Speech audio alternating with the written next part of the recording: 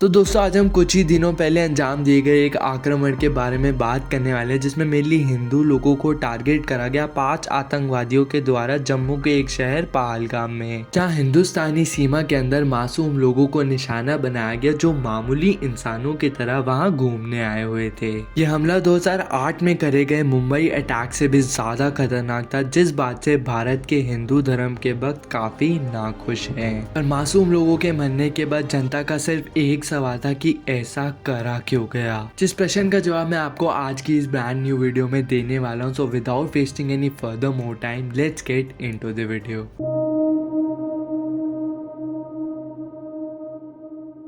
सबसे पहले नजर डालते हैं कि घटना के दिन आखिर हुआ क्या था। उस सुबह आतंकवादी अपने हथियारों के साथ जम्मू में मौजूद बेसरन वैली में प्रवेश करते हैं, जो जगह चारों तरफ से घने जंगलों से घिरी हुई थी। देन हमलावर वहां घूमने आए हुए व्यक्तियों को अलग अलग करने लगते हैं, उनके धर्म के आधार पर सिर्फ मोमडन लोगों की संख्या पता करने के लिए। इस बीच एक मुस्लिम व्यक्ति आतंकवादियों से हथियार खींचने की कोशिश करता है, पर उसे मौत के घाट उतार दिया जाता है। देन वहाँ बचे हुए 25 हिंदू लोगों को उनके चाहने वालों के सामने गोली मार दी जाती है। इस हमले के पीछे रेसिस्टेंट फ्रंट नाम की एक आतंकवादी संगठन सामने आती है, जो 1947 से ही भारत को दिए गए कश्मीर के हिस्से को हथियाने की कोशिश में ऐसे हमले कर रही है। और भारत सरकार को शक था कि पाकिस्तान की गवर्नमेंट इन आतंकवादी संगठनों को पैसों का इंतजाम करके देती है, जिसमें शुरू में तो उनके शासन ने इस आरोप को मान लिया था, पर कुछ दिन बाद ही वो अपने बयान से मुकर जाते हैं। इस हमले की वजह से भारत पाकिस्तान में तनाव काफी ज्यादा बढ़ जाता है, क्योंकि भारत सरकार इन हरकतों से परेशान होकर निर्णय लेती है कि अब वो पाकिस्तान को इंडस वैली का पानी इस्तेमाल नहीं करने देगी। बदले में पाकिस्तान भारत में तेल और सब्जियों जैसी चीजों के लेन देन पर पाबंदी लगा देता है। अब हम ये समझेंगे कि इस लड़ाई और हमले की शुरुआत क्यों और कब से हुई। 1980 में सिलसिला शुरू हुआ, जब जम्मू और कश्मीर में कुछ संगठनें बनने लगी कश्मीर के बड़े हिस्से को हथियाने के लिए, क्योंकि भारत के बंटवारे से पहले जिन स्टेट्स में राजा के नियम चलते थे, उन्हें पार्टीशन के बाद एक विकल्प दिया गया कि उन्हें भारत और पाकिस्तान में से किसी एक देश के साथ मिलना है या अपना एक अलग देश बनाना है। इनमें से एक राज्य कश्मीर भी था, जिनके राजा हरि सिंह कश्मीर को एक अलग देश बनाना चाहते थे, पर उन पर पाकिस्तान की सेना के द्वारा हमला कर दिया जाता है, इसलिए उन्हें जंग में भारतीय सेना की मदद लेनी पड़ती है और कश्मीर को भारत को सौंपना पड़ता है। कश्मीर और भारत का मिलन रोकने के लिए पाकिस्तान कश्मीर पर बेरहमी से हमला कर देती है, जिसमें सबसे बड़ा हाथ तभी की ही बनी हुई नॉर्थ वेस्ट फ्रंटियर नाम के एक आतंकवादी ग्रुप का था, जिन्होंने पहलगाम पर भी हमला करा था। ये पाकिस्तान में बने हुए कुछ ग्रुप थे, जिनके तौर तरीके ये खुद बनाते थे और इस संगठन के लोगों को भड़काया जाता था कश्मीर के ऊपर नियंत्रण लेने के लिए। ये कश्मीर में होने वाला भारत पाकिस्तान का पहला युद्ध था, जो 1 साल तक चलता है, पर उसके बाद बाकी देश बीच में आके इसमें समझौता करा देते हैं, जिधर तय होता है कि अब ये युद्ध रोक दिया जाएगा, जो दोनों मुल्क की तरफ से शांति की तरफ पहला हाथ था। इस समझौते के बाद कश्मीर को 2 हिस्सों में बांट दिया जाता है, पर इस बीच पाकिस्तान युद्ध की वजह से ऐसा देश बन जाता है जहाँ आतंकवादी संगठनें हिंसा की मदद से अपने धार्मिक और राजनीतिक मकसद पूरे करने लगती है, जिसका प्रभाव कश्मीर और उसके लोगों पर भी पड़ता है, क्योंकि ये आतंकवादी ग्रुप अभी भी पूरा कश्मीर चाहते थे। इस परिस्थिति की वजह से कश्मीर में हिंदू पंडित की आबादी काफी ज्यादा कम होने लगती है, क्योंकि वो डर के माहौल की वजह से कश्मीर छोड़ के जाने लगते हैं। इसके बाद इन आतंकवादी संगठन के लोग और ज्यादा बढ़ने लगते हैं, क्योंकि अभी कश्मीर के अंदर उन लोगों को भी शिकार बनाने लगे थे जो बंटवारे के समय भारत को कश्मीर मिलने से नाखुश थे।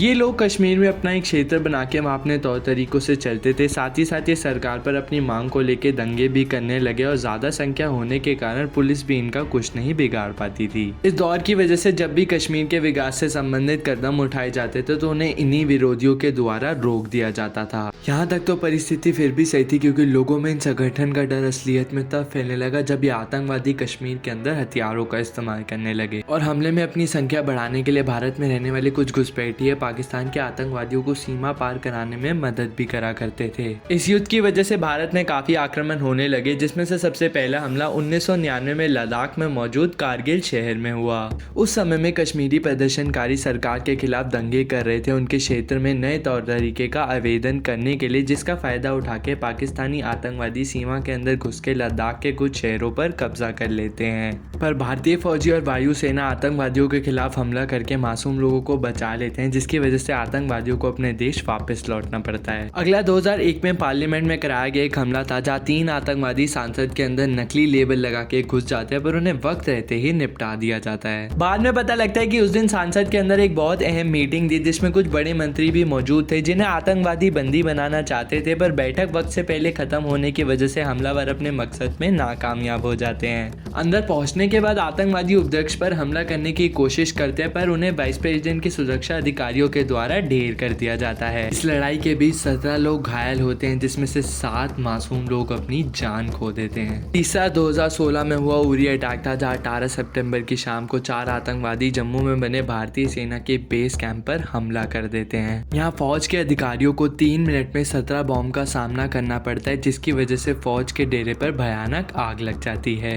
6 घंटे तक दोनों तरफ से गोलीबारी होने के बाद आतंकवादियों को मार गिराया जाता है, पर इसमें 17 लोग अपनी जान खो देते हैं। अगला 2019 में कराया गया पुलवामा अटैक था जब सरकार की 78 गाड़ियों में 2500 फौजी श्रीनगर की तरफ जा रहे थे, पर रास्ते में उन्हें बम से भरी एक आतंकवादी की गाड़ी ने टक्कर मार दिया जिसकी वजह से 40 फौजियों की मृत्यु हो जाती है। नेक्स्ट 2016 का पठानकोट अटैक था जहां 1 जनवरी की रात को हमलावर अधिक हथियारों के साथ भारतीय वायुसेना की वर्दी पहन के सरकार के हवाई अड्डे के अंदर घुस जाते हैं। उस दिन लाइट हाउस की रोशनी ढंग से काम नहीं कर रही थी, इसलिए हमलावर घासों जैसे कपड़े पहन के पेड़ों के बीच छुप जाते हैं जिससे सेना का कोई भी अधिकारी पता नहीं लगा पाता कि घुसपैठिए बेस के अंदर हैं। आतंकवादी बेस के प्लेन्स और हेलीकॉप्टर्स को खत्म करना चाहते थे, पर सेना वक्त रहते ही घुसपैठियों का पता लगा लेती है जिससे विमान तो बच जाते हैं, पर इसमें सेना के काफी फौजी शहीद हो जाते हैं। इन सब घटनाओं की वजह से दोनों देशों में क्रोध काफी ज्यादा बढ़ जाता है, जिससे आज भारत और पाकिस्तान के बीच एक महासंग्राम युद्ध भिड़ चुका है जहां दोनों देशों की सेना और मासूम लोगों को सजा मिल रही है। तो दोस्तों इसी के साथ आज के वीडियो यहाँ पे खत्म करते हैं। वीडियो अच्छी लगी हो तो लाइक करना, चैनल पर नए हो सब्सक्राइब करना, बाकी नहीं तो मैं आपको ऐसी किसी नेक्स्ट वीडियो में। Thank you so much for watching till here, peace out, bye.